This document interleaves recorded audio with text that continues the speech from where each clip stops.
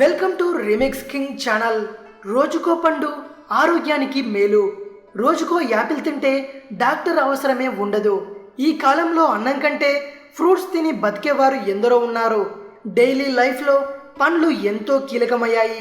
ఇంట్లో కూరగాయల బడ్జెట్ కంటే పండ్లకు పెట్టే ఖర్చు రోజు రోజుకు పెరిగిపోతుంది. మరి అలాంటి ఫ్రూట్స్ క్వాలిటీ విషయంలో చాలామందికి అవగాహన తక్కువ. ఏ మాల్కు వెళ్ళినా, ఏ సూపర్ మార్కెట్లో చూసినా, రోడ్లపై ఉండే బండ్లపైన అయినా ప్రతి ఫ్రూట్పై ఓ స్టిక్కర్ కనిపిస్తోంది. ఆ స్టిక్కర్పై నంబర్ ఉంటుంది.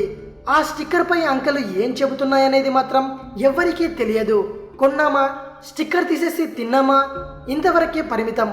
ఆ స్టిక్కర్పై ఉండే సంఖ్యలలో ఏ సంఖ్యలు ఏ వివరాలు తెలియజేస్తాయో ఇప్పుడు తెలుసుకుందాం. పండ్లపై వేసే స్టిక్కర్లపై 4 అంకెల సిరీస్ ఉండి ఆ నంబర్ 3 లేదా 4తో ప్రారంభమైతే ఆ పండ్లు కృత్రిమ రసాయనాలు, సహజసిద్ధ ఎరువులు వాడి పండించారని అర్థం.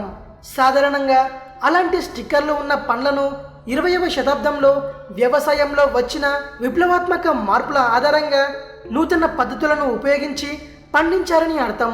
పండ్లపై వేసే స్టిక్కర్లపై 5 అంకెల సిరీస్ ఉండి ఆ నంబర్ 9తో ప్రారంభమైతే ఆ పండ్లను పూర్తిగా సేంద్రియ ఎరువులు ఉపయోగించి అత్యంత సహజసిద్ధమైన పద్ధతిలో పండించారని అర్థం.